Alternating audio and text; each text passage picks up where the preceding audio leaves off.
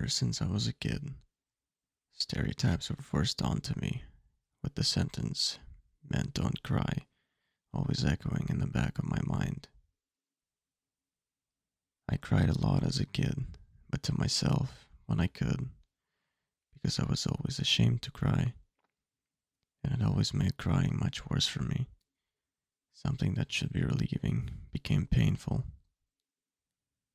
Crying is not okay, I always told myself. Men don't cry. I would always be very hard on myself about showing such weakness. Feeling overwhelmed is normal. It happens to everybody, and I doubt there are any people that never feel that way. Having accepted the fact that I should not cry, I did my best to stop doing it, and I did for a long time. The one final time I cried was a long time ago, from being overwhelmed when I was 12. I often think about bad things, things that should make me sad. It's a bad habit, yet I do it, paired with my extremely descriptive imagination that puts me in the moment I imagine. I feel what I should feel in that very moment. Virtually putting myself in a bad situation where I should grieve or be sad was always accompanied by an urge to cry, but I stayed strong through it.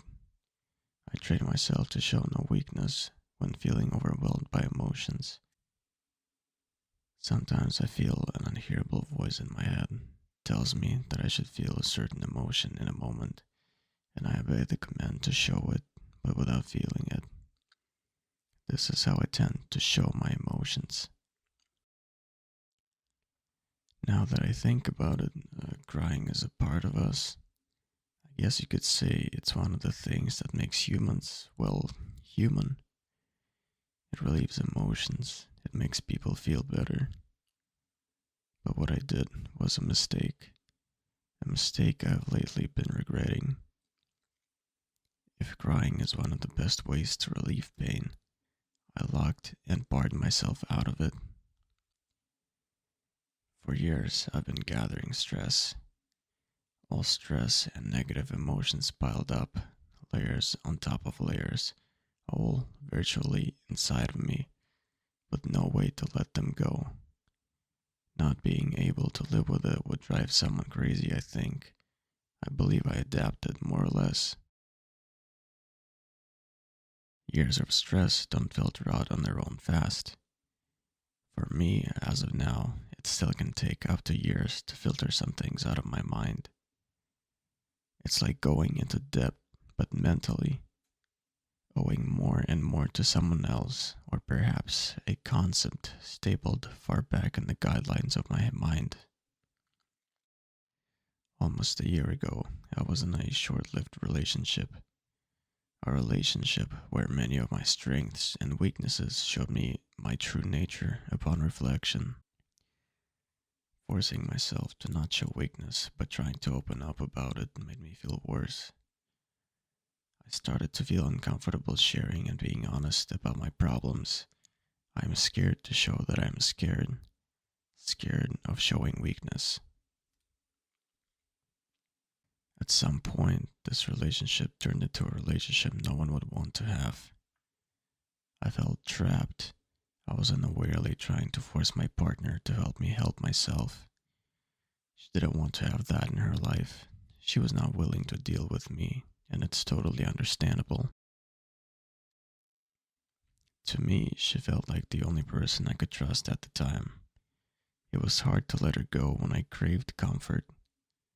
It's hard to feel comfort when I feel emotionally stunned. It's hard to have any real emotion, and not the one that I force myself to show. Closer to the end of last year, when I was the only person holding on to this relationship, there was a point where I had enough courage to try and let it go, and I did. I wasn't home when I realized that it's over. I had lots of thoughts in my head on my way home. Once I arrived, I felt something I think I've never felt before. I felt happy, mixed with angry and sad and everything I could have felt. I didn't remember the last time I felt like that. Maybe this was how normal emotions are supposed to feel, I'm not sure. And out of nowhere, it hit me really hard. The urge to cry that I haven't felt on such a level in a long time. And I locked myself in the bathroom where no one can see me. The moment the door was locked, I realized that I haven't felt like this either for a long time, that I forgot, or never before in my life. I couldn't handle it. I haven't had a crying face in a long time, until that moment. My eyes and my face were a desert that had its first rain in decades. I was crying, and I felt like it was the best moment of my life. For the first time, I accepted vulnerability.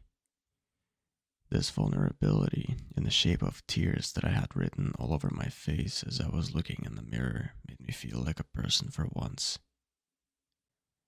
Those were tears of joy, relief, anger, and every emotion I haven't felt in a while. I feel like I slightly caught up with a little bit of human nature I try hard to hold on to. This felt like seeing someone I have not seen in years, which was me.